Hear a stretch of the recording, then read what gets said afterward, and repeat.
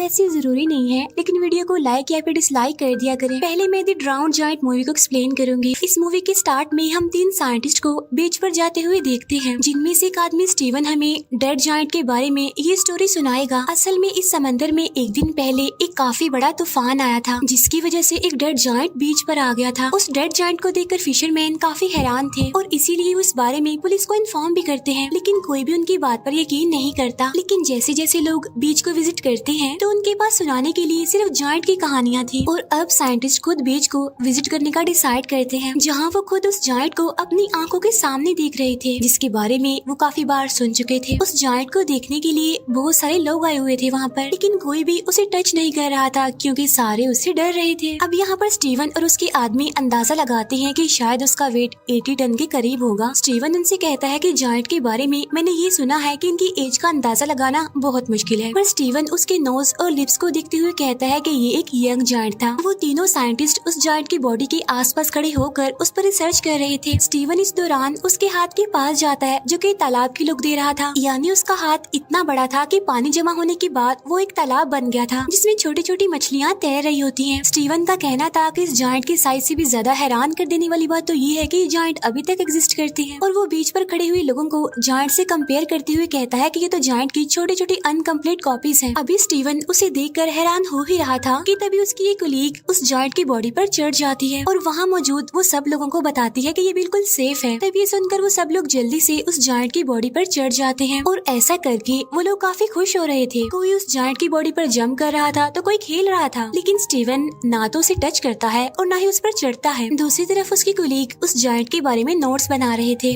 और जैसे जैसे टाइम गुजरता जा रहा था वहाँ उस जायंट से खेलने के लिए लोग कम होते जा रहे थे, क्योंकि सब लोग अपने अपने घर जा रहे थे। फिर 3 दिन के बाद स्टीवन दोबारा यहाँ पर आता है, क्योंकि उसका उस जायंट में इंटरेस्ट बढ़ गया था, और उसका दावा था कि उसे इस जायंट पर नजर रखते हुए कोई भी परेशानी नहीं हो रही है, क्योंकि वो जायंट उसके आसपास के लोगों की निस्बत ज्यादा जिंदा था। फिर वो दिखता है कि वहाँ पर कुछ बच्चे जायंट के ऊपर स्लाइड खेल रहे हैं, और कुछ आदमी तो उस जायंट को काटने की तैयारी कर रहे थे। तो आज वो जायंट के पास देर तक रुकने का इरादा करता है ताकि जायंट के पास कोई भी ना हो, लेकिन जैसे ही वो जायंट के पास आता है तो वो दिखता है कि जायंट डिके होना स्टार्ट हो गया है, और उसका हर एक बॉडी पार्ट काफी अजीब दिख रहा है। अब यहाँ वो जायंट के कान पर एक लड़की को देखता है, जो उस जायंट के कान को एज अ चेयर यूज कर रही थी। स्टीवन नोटिस करता है कि जायंट के फेस से उसकी यूथफुल लुक खत्म हो गई है, यानी अब वो जवान नहीं दिख रहा। तब वो अंदाजा लगाता है कि समंदर में बहुत अरसा रहने की वजह से उसके टिश्यूज खराब हो गए हैं, जिसकी वजह से उसकी बॉडी काफी जल्दी खराब हो गई है। स्टीवन जायंट के फेस पर एक इंसेक्ट देखता है, जो कि उसके मुंह में जा रहा था। तब स्टीवन सोच रहा था कि इंसेक्ट के उसकी मंजिल तक पहुंचने से पहले ही ये जायंट डिके हो जाएगा, और अब स्टीवन बहुत ज्यादा हिम्मत करके उस जायंट के ऊपर चढ़ता है। अब जायंट की चेस्ट पर चढ़ने के बाद वो जायंट की बाजू को देख रहा था, जो बिल्कुल डिके हो चुका था, और कुछ बचा हुआ पार्ट्स इंसेक्ट्स और बाकी बर्ड्स खा रहे थे। यहाँ अब उसकी आंखों के ऊपर अब एक अजीब सा कवर आ गया था, जो कि उसकी आईज को भी एक तालाब जैसी लुक दे रहा था। फिर स्टीवन उसकी आंखों में अपना शेडो देखता है और सोचता है कि इस जायंट के डिके होने की तकलीफ उस तकलीफ से कम है जो उसे तन्हाई ने दी है। इसके बाद वो यहाँ से चला जाता है। फिर नेक्स्ट टाइम जब स्टीवन उस जायंट के पास जाता है तो देखता है कि उसकी आर्म्स और लेग्स डिके हो चुके हैं, और अब वो उसकी बॉडी को गौर से देख रहा था, जहाँ पर जायंट की बॉडी की इंसल्ट की जा रही थी, और इंसल्ट करने वाले कोई और नहीं बल्कि इंसान ही थे। अब हालांकि ये जायंट भी तो इंसान की तरह का ही एक क्रिएचर था। फिर नेक्स्ट डे स्टीवन जब दोबारा से उस जायंट के पास आता है तो वो देखता है कि उस जायंट का तो सर भी उतार दिया गया है, और बर्ड्स और इंसेक्ट्स उस जायंट को खा रहे हैं। अब सर के बगैर उसकी बॉडी इंसानों जैसी बिल्कुल भी नहीं लग रही थी। अब इसी के साथ ही स्टीवन और इस डेड बॉडी का रिलेशन भी कम हो रहा था, जो कि इस डेड बॉडी ने बनाया था। फिर इसके बाद वो काफी दिनों तक बीच पर नहीं आता। फिर काफी हफ्तों बाद जब वो बीच पर आता है तो ये देखकर वो काफी हैरान हो जाता है कि अब उसके पास कोई भी ऐसी चीज बाकी नहीं रही जिसकी वजह से वो इंसान लगे, और वहाँ पर जो बाकी रह गया था वो उस इंसान का डिकेट गर्ट था। और अब उन सब लोगों का उस जायंट पर से इंटरेस्ट खत्म हो गया था। अब इवन काफी महीने गुजर जाते हैं और लोग तो अब जायंट की एंट्री को भी भूल जाते हैं, और जायंट की बॉडी के अलग अलग पार्ट्स और बोन्स जगह जगह पर एज अ डेकोरेशन देखने को मिलते हैं। फिर एक दिन साइकिलिंग करते हुए स्टीवन उस जायंट का स्कल एक खाली मैदान में देखता है। उसका ख्याल था कि अगर वो इस सिटी को गौर से देखेगा तो उसकी नोज और एयर्स की बोन्स भी मिल जाएंगी, क्योंकि स्टीवन के मुताबिक जायंट की हड्डियों से बनी ये डेकोरेशन ज्यादा अच्छी है उन यादों से जो स्टीवन के दिमाग में है। अब यहाँ पर उस जायंट के कुछ बॉडी पार्ट्स को सर्कस में भी रखा गया था और अब साइंटिस्ट का कहना था कि जिसने भी उस जायंट को देखा है वो उसे मॉन्स्टर ही समझते थे जो कि मर चुका था, लेकिन वो जायंट उसके लिए आज भी जिंदा था और वो अक्सर अपने ड्रीम में देखता है कि जायंट उसके शहर से गुजर रहा है और अब वो वापिस समंदर में जाने के लिए जगह जगह से अपनी बॉडी के टुकड़े उठा रहा है। अब ये मूवी हमें एक डीप मैसेज देती है कि कैसे एक इंसान इस दुनिया में आता है, कैसे लोगों की जिंदगियों पर असर छोड़ता है, वो लोगों से सीखता है, उन्हें सिखाता है,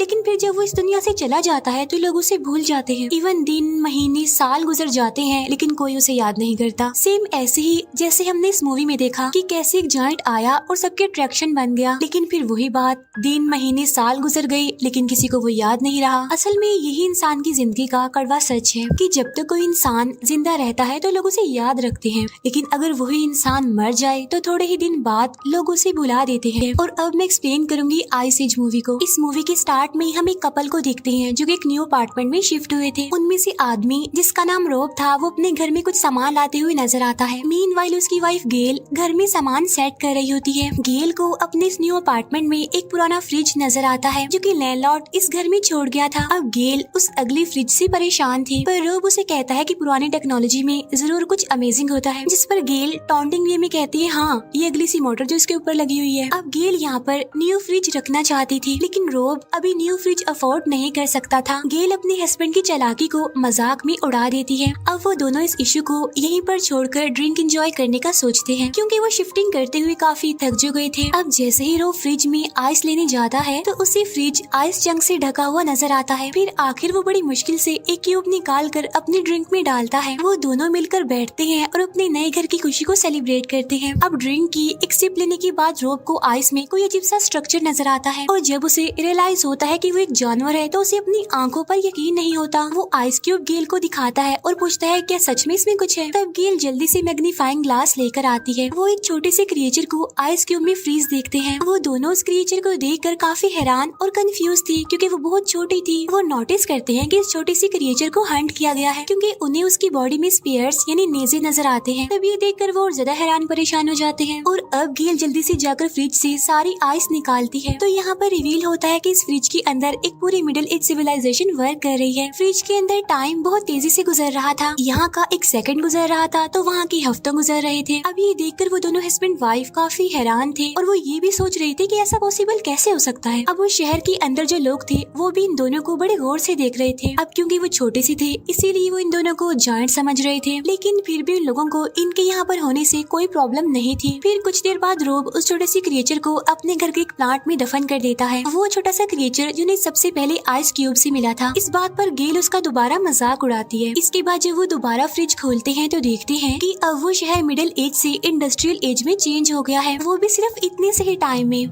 क्योंकि वो सिर्फ थोड़ी ही देर के लिए फ्रिज से दूर हुए थे, लेकिन उस शहर में तो सदियां गुजर गई थी और अब उनके देखते ही देखते वहाँ पर कुछ ही मिनट्स में बड़ी बड़ी बिल्डिंग्स बन गई थी। अब ये देखकर रोब काफी उदास था क्योंकि वो उस टाइम को मिस कर रहा था जो उन्होंने स्टार्ट में देखा था। वो सोच रहा था कि फ्रीजर के अंदर के लोग उन्हें क्या समझते हैं, क्या वो इन्हें गौर तो नहीं समझ रहे।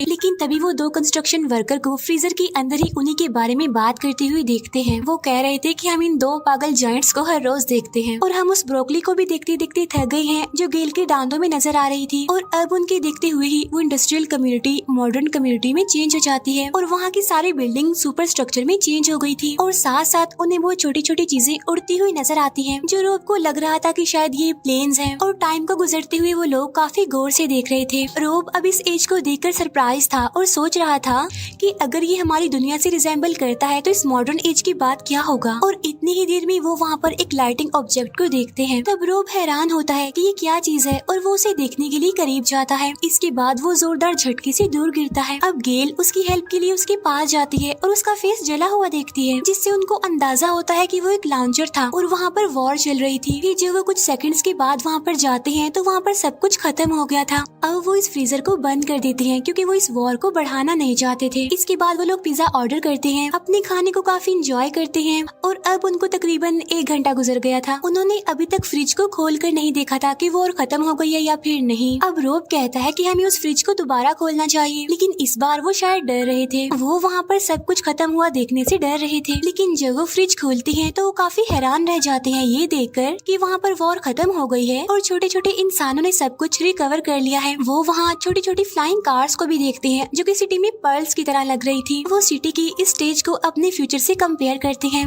ये अब एक फ्यूचरिस्टिक लैंड थी जहाँ आसमान से बातें करती हुई सुपर स्ट्रक्चर बिल्डिंग इस सिटी को काफी अच्छा लुक दे रही थी। इसके बाद वो सिटी एक पिरामिड स्ट्रक्चर में चेंज हो जाता है जिससे बहुत सारी लाइंस कनेक्ट कर रही थी। अब रोब और गेल को लग रहा था कि सब लोग इस पिरामिड में रहते हैं। इसके बाद सिटी का वो पिरामिड स्ट्रक्चर सारे सिटीज को अपने अंदर अब्सॉर्ब करने लगता है और एक बड़ी सी एनर्जी बॉल में चेंज होकर फट जाता है, जिसकी वजह से सिल्वर स्पार्क उनके पूरे किचन में फैल जाते हैं, जिन्हें वो लोग बड़ी गौर से देख रहे थे और उन्हें ये सब एक फैंटेसी वर्ल्ड का पार्ट लग रहा था और वो स्पार्क किसी फायरफ्लाइज जैसे लग रहे थे। इसके बाद वो स्पार्क्स दोबारा जमा होकर फ्रीजर में चले जाते हैं, फिर एकदम से सब कुछ गायब हो जाता है। इसे देखकर वो लोग काफी कंफ्यूज हो जाते हैं। रोब को लग रहा था कि अब वो वापस आने वाले हैं, लेकिन गेल को ये लग रहा था कि सब कुछ खत्म हो गया है और असल में ये सब कुछ दुनिया के खत्म होने को जाहिर कर रहा है। रोब अब फ्रिज का स्विच बंद कर देता है। वो दोनों गले मिलते हैं। उन्होंने कुछ ही घंटों में ह्यूमैनिटी का स्केच देख लिया था जिसमें उन्होंने पास्ट, प्रेजेंट और फ्यूचर को भी ऑब्जर्व कर लिया था। नेक्स्ट मॉर्निंग वो कपल अपनी नॉर्मल लाइफ स्टार्ट करता है, पर अभी भी उनके जहनों में कल के बारे में कुछ सवालात थे और अब वो सस्पेंस में दोबारा से फ्रीजर को देखते हैं जहाँ वो छोटे छोटे इंसान वापिस आ गए थे और वो डायनासोर के मीट से अपना पेट भर रहे थे और कुछ तो डायनासोर से बचने के लिए भाग रहे थे। यानी अब ये ह्यूमैनिटी का स्टार्ट दिखाया जा रहा है। अब यहाँ इस कपल को दिखाते हुए ये मूवी भी एंड हो जाती है, जो अब दोबारा नेचुरल हैबिटेट में रहने वाले उन छोटे छोटे ह्यूमंस को देखने में बिजी हो गए थे। असल में ये मूवी हमें इस दुनिया की क्रिएशन, एवोल्यूशन और एंडिंग का कॉन्सेप्ट देती है, जिसमें इंसान की नेचुरल हैबिटेट से मॉडर्न एज तक का सफर बहुत अच्छे से एक्सप्लेन किया गया है। इस स्टोरी में वो फ्रिज जहाँ हमें मैनकाइंड की एज का कॉन्सेप्ट देता है, वही वो कपल हम इंसानों के बिहेवियर को शो करता है। यानी जब फ्रिज में वॉर शुरू हुई तो उन लोगों ने फ्रिज को बंद कर दिया और अपने आप में ही बिजी हो गए, और ये चीज इंसान की दुनिया को लेकर केयरलेसनेस को शो करती है। और लास्ट में लाइफ का उस पावर बाल की शक्ल में डिसअपीयर होना ह्यूमैनिटी की एंडिंग को शो करता है। और ये मूवी भी यहीं पर एंड हो जाती है। Thank you for watching.